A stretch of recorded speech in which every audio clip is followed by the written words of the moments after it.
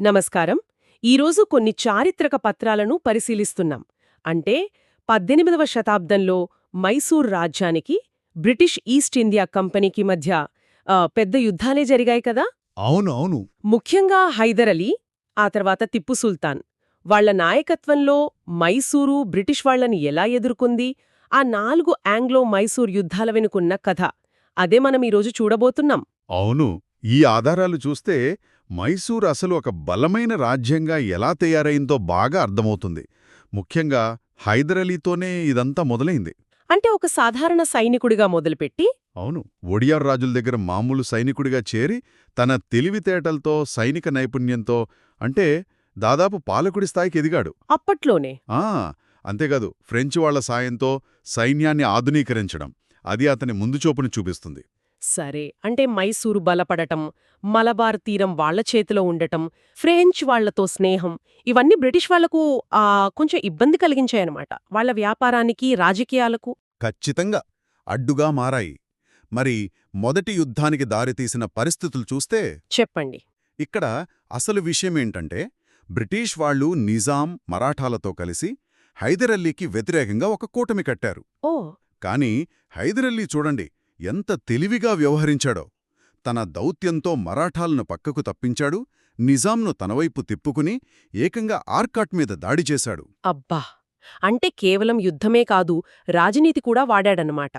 మరి మొదటి ఆంగ్లో మైసూర్ యుద్ధం అంటే 1767 నుంచి 69 వరకు జరిగింది కదా, అది ఎలా ముగిసింది?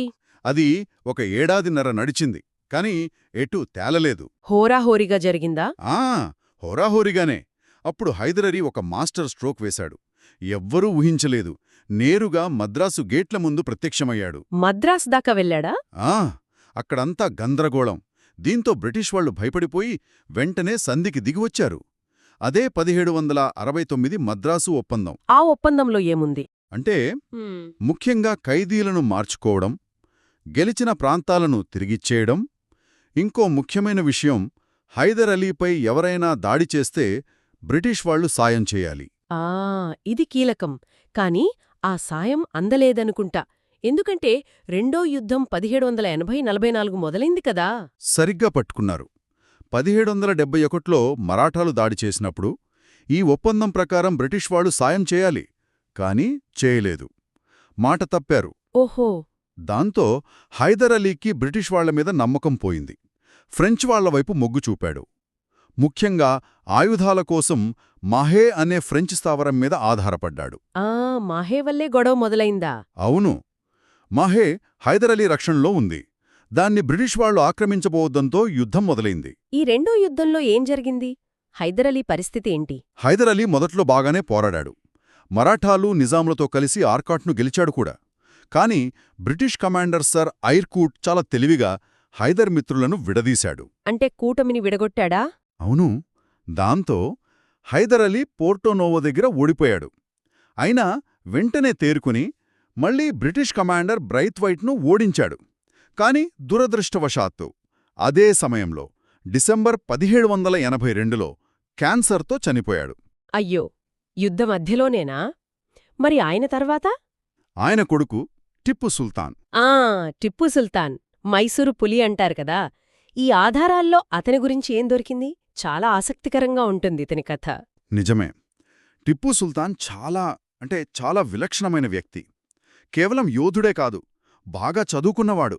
చాలా భాషలు వచ్చు. అవునా? అరబిక్, పర్షియన్, కన్నడ, ఉర్దూ బాగా పట్టుంది.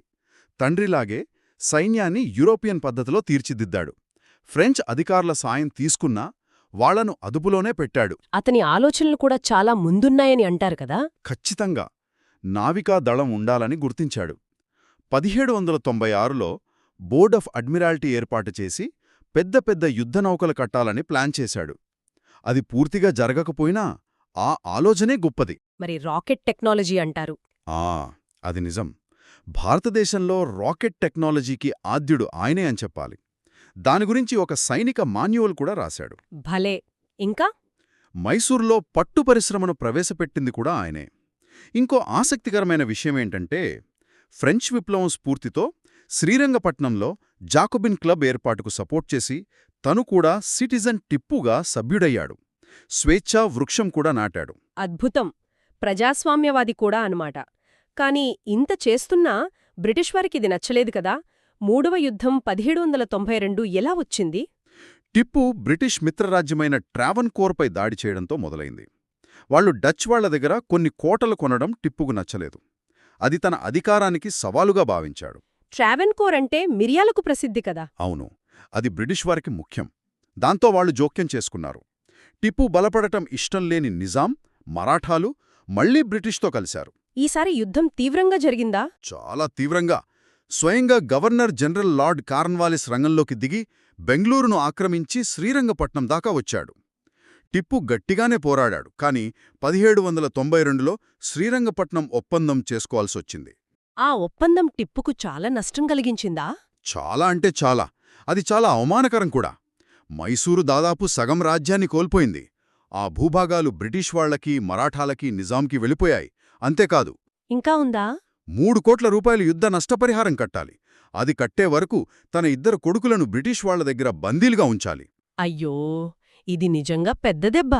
మరి 4వ చివరి యుద్ధం 1799 అలా జరిగింది. టిప్పు మళ్ళీ కోలుకున్నాడా? టిప్పు ఆ డబ్బు కట్టి కొడుకుల్ని విడిపించుకున్నాడు. 1796లో ఒడియార్ రాజు చనిపోతే తనే సుల్తాన్గా ప్రకటించుకున్నాడు. ఈ సమయంలోనే లార్డ్ వెల్లెస్లీ వచ్చాడు గవర్నర్ జనరల్గా.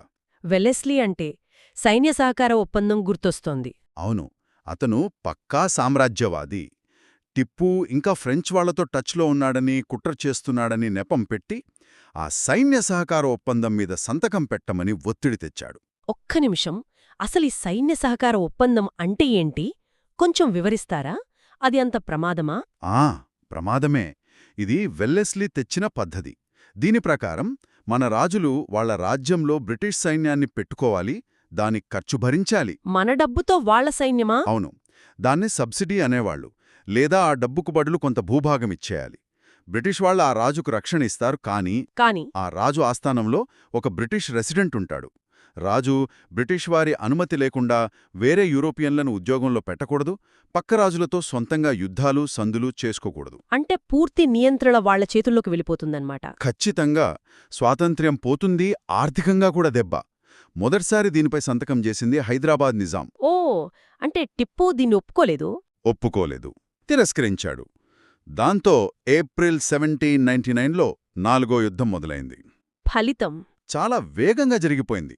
మే 4, 1799న శ్రీరంగపట్నం బ్రిటిష్ వాళ్ల వశమైంది. టిప్పు యుద్ధభూమిలోనే వీరమరణం పొందాడు. చివరికి మైసూరు రాజ్యమేమైంది? బ్రిటిష్ వాళ్లు పాత ఒడియార్ వంశానికి చెందిన ఒక చిన్న పిల్లాడిని రాజుగా కూర్చోబెట్టి అతంతో ఈ సైన్య సహకార ఒప్పందం చేయించారు. కీలకమైన ప్రాంతాలన్నీ కనరా, వయనాడ్, కోయంబత్తూర్ వంటివి వాళ్లే తీసుకున్నారు. కొన్ని జిల్లాలు నిజాంకిచ్చారు. అంటే ఫ్రెంచ్ ప్రభావం పూర్తిగా పోయింది. దక్కన్లో ఫ్రెంచ్ ముప్పు పూర్తిగా తొలగిపోయింది. ఆ తర్వాత మళ్లీ 1831లో మైసూర్ను వాళ్లు నేరుగా తీసుకున్నా 1881లో తిరిగి ఒడియార్లకే ఇచ్చారు. అంటే మొత్తంగా చూస్తే దాదాపు 32 ఏళ్లు హైదరాలీ, టిప్పు సుల్తాన్ బ్రిటిష్ వాళ్లను గట్టిగా ఎదిరించి పోరాడారు. వాళ్ల ప్రయత్నాలు, ముఖ్యంగా టిప్పు ఆలోచనలు చాలా ఆసక్తికరంగా ఉన్నాయి. నిజమే. వాళ్ల పోరాటం మాత్రం చరిత్రలో నిలిచిపోయింది.